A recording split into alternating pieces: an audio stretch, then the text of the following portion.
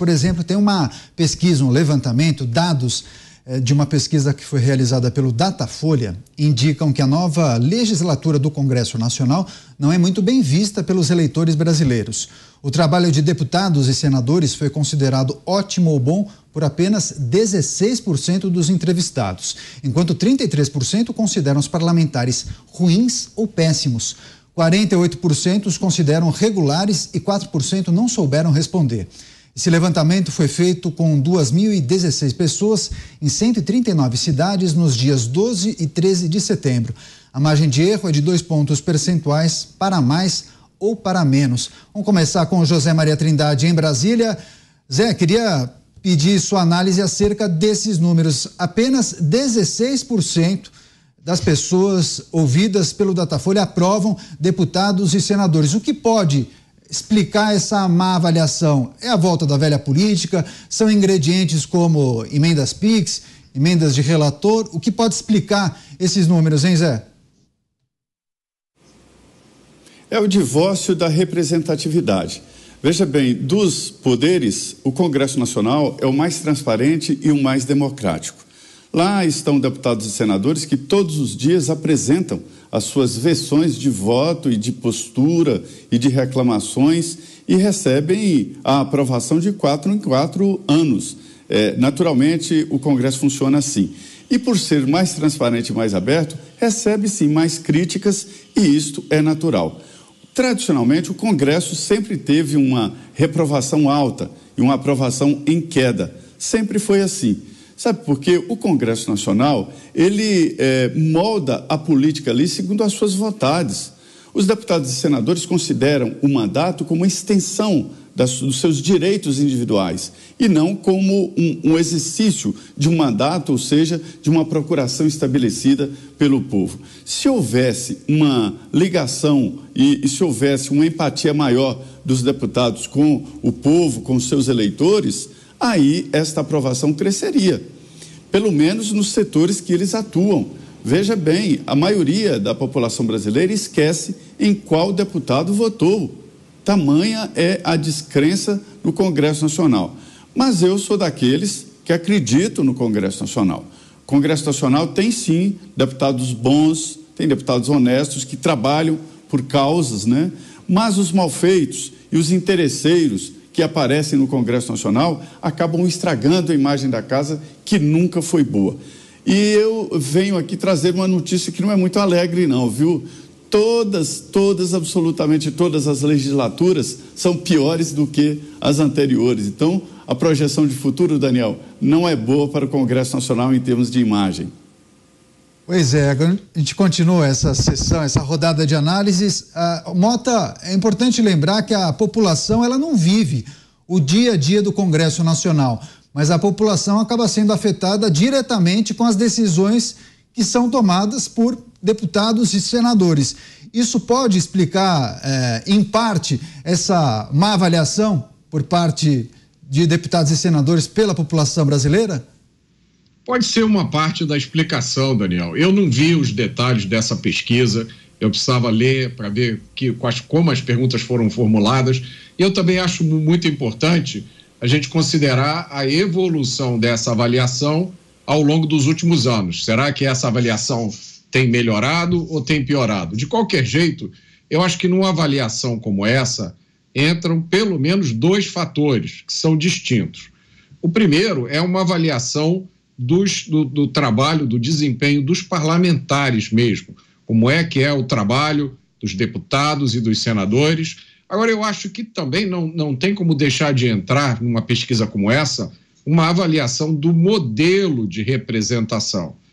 Será que o brasileiro se sente representado pelo Congresso? E aí é o que o Zé disse, a maioria das pessoas não costuma lembrar em quem votou, porque nós temos um modelo chamado de eleição proporcional para deputados e vereadores, no qual você vota num deputado, mas o seu voto é contabilizado de forma a ajudar a eleição de outro deputado. Então, muitas vezes, você vota, mas não se sente representado naqueles nomes que estão no Congresso. Eu acho que isso provavelmente explica uma boa parte do sentimento de frustração com um Congresso, especialmente com o que tem acontecido nos últimos tempos, em que parece que o Congresso tem perdido protagonismo para outros poderes. Pois é, Alan Gani, é importante também a gente destacar que os deputados e senadores não são indicados, né? Eles são eleitos.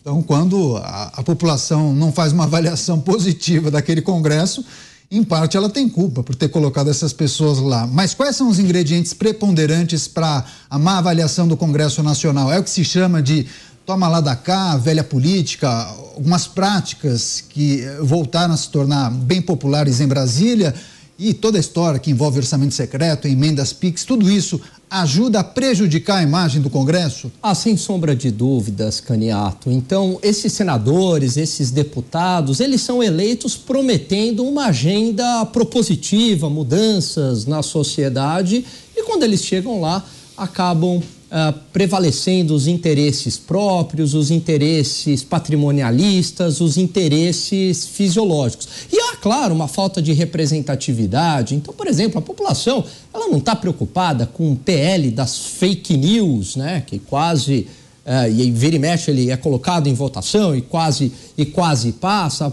A população, ela não está preocupada com essa mini reforma eleitoral que traz perdão de dívidas para partidos. Por exemplo, a população, ela está preocupada com leis mais duras para a segurança pública. E isso é inacreditável que isso não é discutido no Brasil. Talvez seja o pior problema do país, seja segurança pública, né? Morrem mais de 50 mil pessoas assassinadas. Provavelmente a estatística é ainda maior, é uma estatística de guerra e ninguém simplesmente toca nesse ponto. Então, uma crise de representatividade evidente. Por parte do Senado, por exemplo, né, há um desequilíbrio hoje entre os três poderes.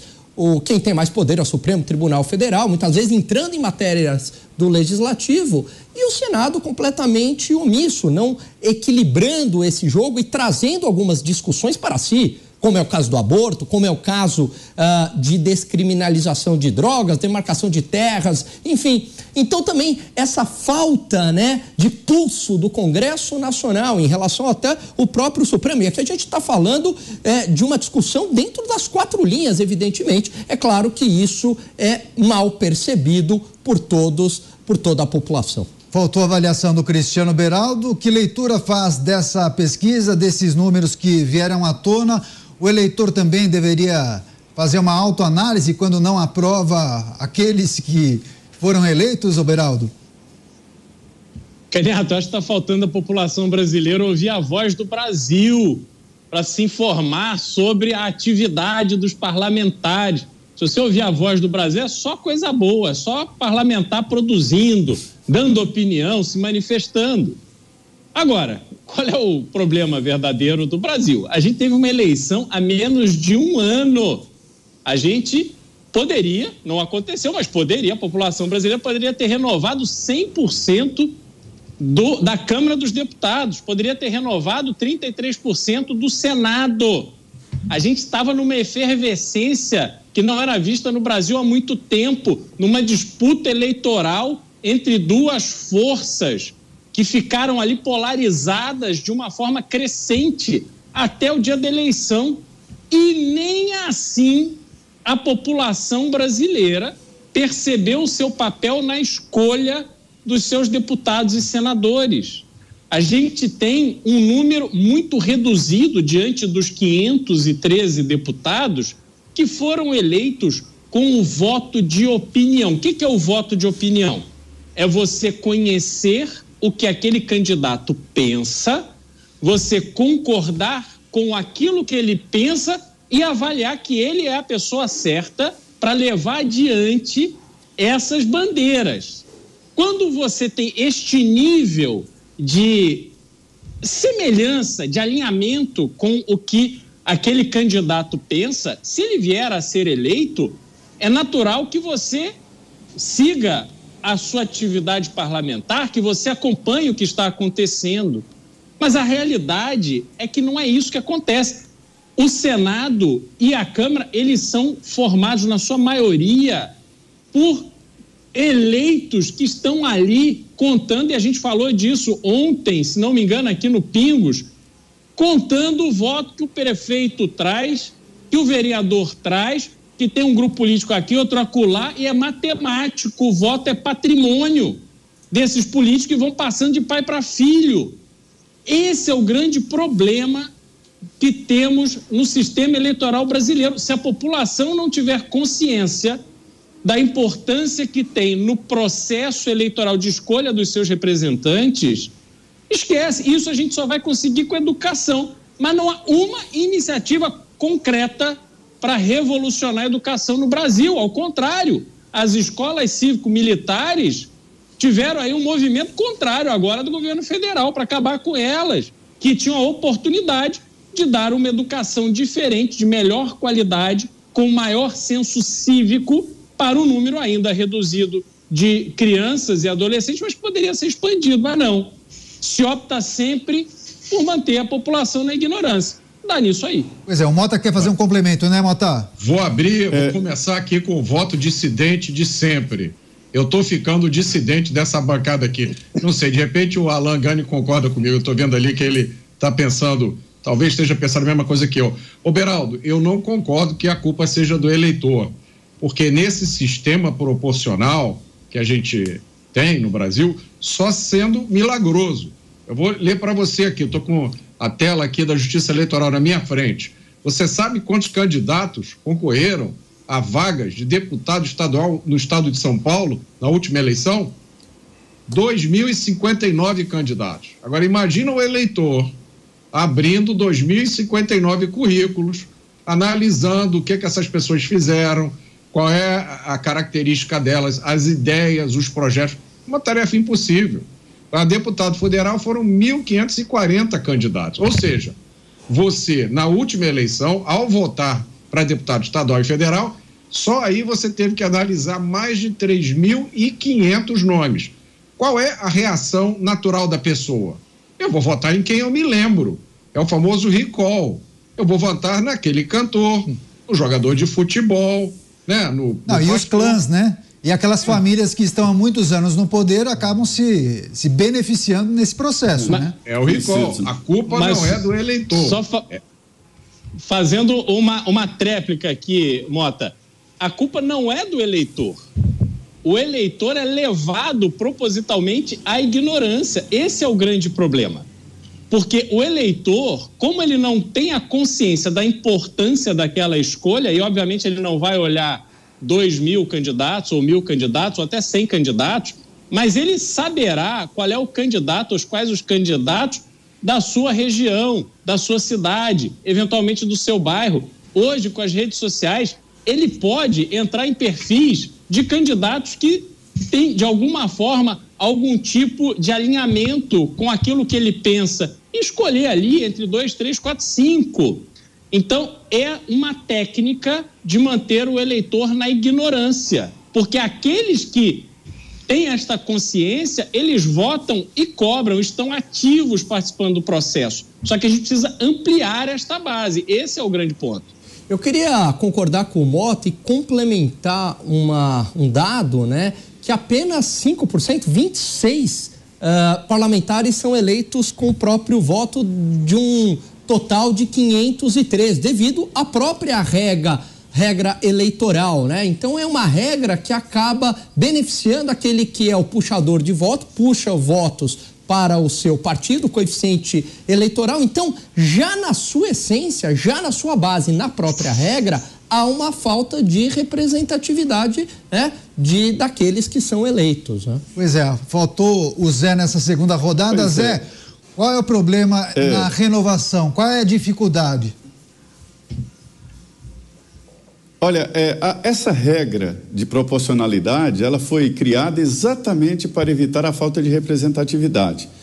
Porque essa regra de proporcionalidade fortalece o partido, ou seja, fortalece o debate de ideias, de programas partidários, né?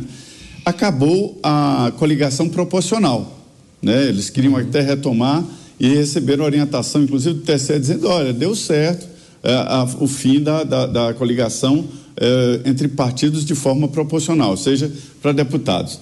Mas o certo é que os deputados fazem hoje, boa parte, uma campanha de cooptar prefeitos, vereadores, líderes. É muito mais fácil, muito mais importante fazer essa coopção de de prefeitos e vereadores do que sair em busca desse voto chamado de opinião. O voto de opinião ele é disputadíssimo. São poucos votos conscientes, né?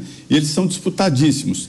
Durante a Constituinte, teve um debate muito importante, que eu julgava importante e bom, era a criação de deputados nacionais.